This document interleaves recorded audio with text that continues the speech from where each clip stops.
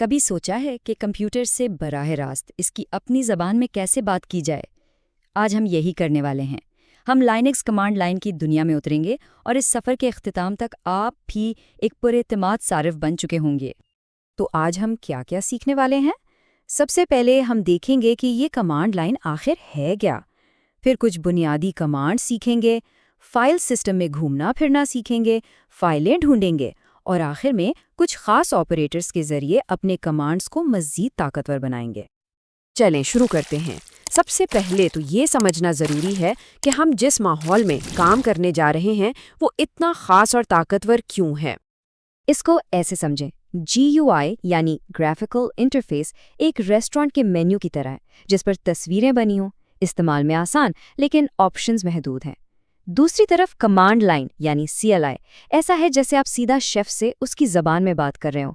थोड़ी सी ज़बान सीखनी पड़ती है लेकिन फिर आप बिल्कुल वही चीज़ बनवा सकते हैं जो आप चाहते हैं, वो भी ज़्यादा तेज़ी से।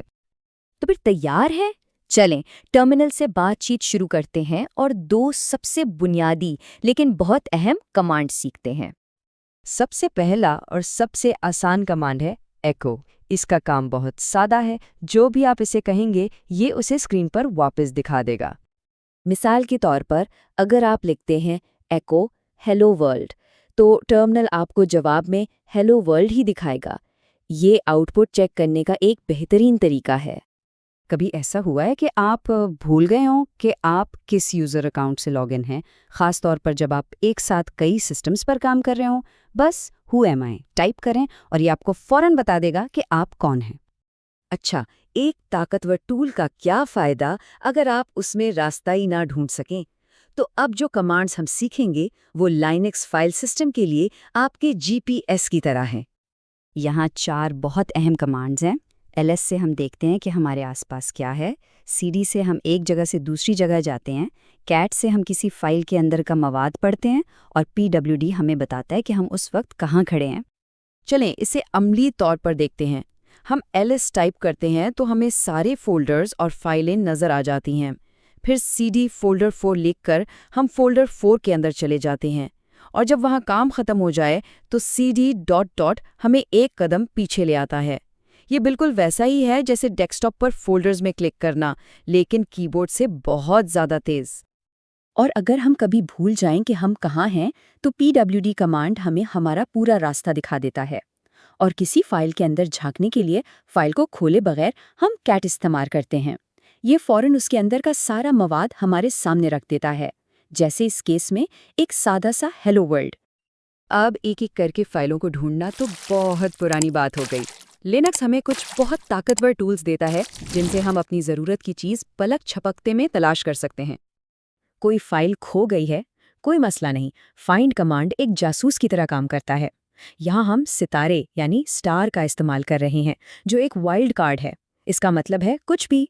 तो ये कमांड हर उस फाइल को ढूंढ निकालेगा जिसका नाम .txt पर ख़त्म होता हो। याद रखें, फाइंड फाइलों को उनके नाम से ढूंढता है, लेकिन ग्रेप फाइलों के अंदर मौजूद मवाद को तलाश करता है। यहाँ हम एक बहुत बड़ी लॉग फाइल में से सिर्फ वो लाइन निकाल रहे हैं जिसमें हमारा मतलूबा लफ्ज़ 3HM मौजूद है। ठीक है, अब कुछ असली पावर मूव्स की बारी है। अब हम शेल ऑपरेटर्स को समझेंगे। ये कुछ खास निशानियां हैं जो हमारे कमांड्स को जोड़कर ज़्यादा पेचीदा काम करने के काबिल बनाती हैं। इसको ऐसे समझें कि आप एक नोटबुक पर लिख रहे हैं। एक ग्रेटर दैन का निशान इस्तेमाल करना ऐसा है जैसे आप पुराना सफ़ा फाड़कर नया लिखना शुरू कर दें। सब कुछ ख़त्म।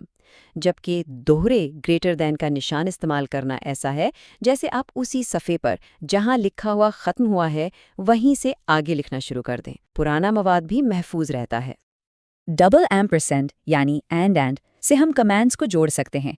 इसका मतलब है पहला काम करो और सिर्फ अगर वो कामयाब हो तो दूसरा काम करना। और अगर कोई काम ऐसा है जिसमें बहुत वक्त लगना है तो उसके आखिर में एक एंड लगा दें।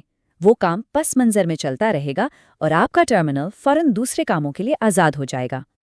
तो चलें एक नज़र डालते हैं कि हमने आज क्या सीखा। हमने एको और हु एम आई से बातचीत शुरू की, LS, CD, PWD और कैट से नेविगेट किया और फाइंड और ग्रिप से चीज़ें तलाश की।